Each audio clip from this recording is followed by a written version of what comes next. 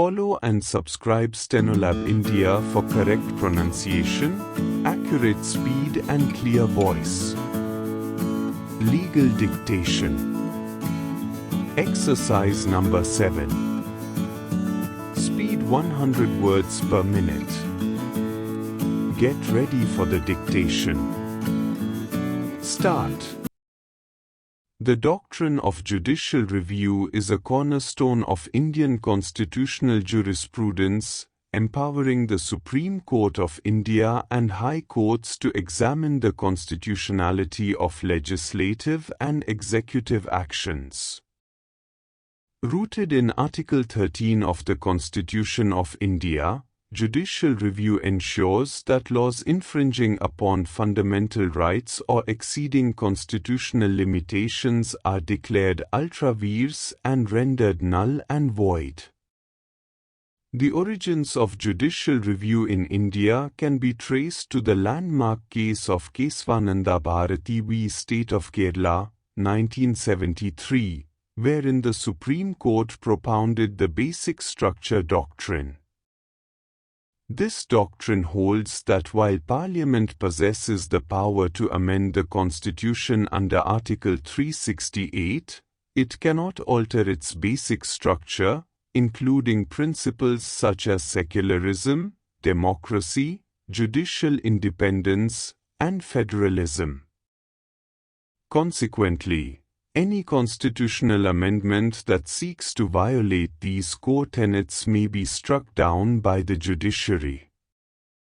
Judicial review extends to three primary areas: legislative review, executive review, and constitutional amendments review.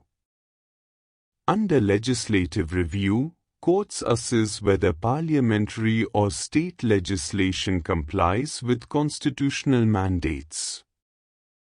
In Minerva Mills Limited v. Union of India, 1980, the Supreme Court reaffirmed that Parliament's power to amend the Constitution is subject to judicial scrutiny, thereby safeguarding fundamental rights under Part 3. In cases of executive review, courts examine whether administrative actions conform to constitutional and statutory provisions. For instance, in Maneka Gandhi v. Union of India, 1978, the Supreme Court expanded the scope of Article 21, ruling that the right to life and personal liberty includes procedural fairness and due process. The case arose when Maneka Gandhi's passport was impounded without sufficient justification, prompting the court to strengthen the procedural safeguards against arbitrary executive action. The judiciary also reviews constitutional amendments, as exemplified in Aya Coelho v. State of Tamil Nadu, 2007, where the Supreme Court held that even laws placed in the 9th schedule of the Constitution are subject to judicial review if they violate the basic structure. This ruling reinforced the supremacy of fundamental rights over legislative enactments.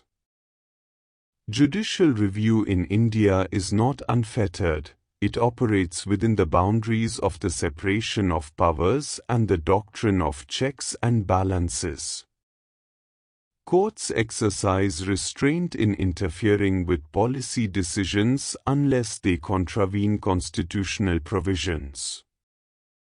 The principle of judicial activism, however, has allowed the judiciary to intervene in matters of public interest litigation, PIL, as seen in cases like Vishakha v. State of Rajasthan, 1997, where the Supreme Court laid down guidelines for the prevention of sexual harassment in workplaces, in the absence of parliamentary legislation.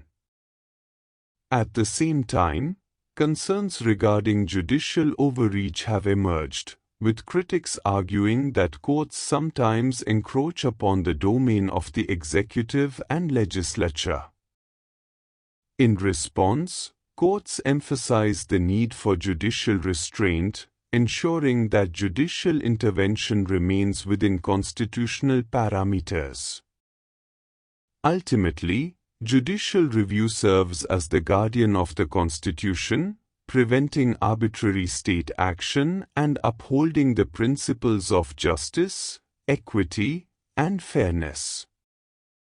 Through its evolving jurisprudence, the Indian judiciary continues to fortify democratic governance while balancing its role within the constitutional framework. Stop. Thank you.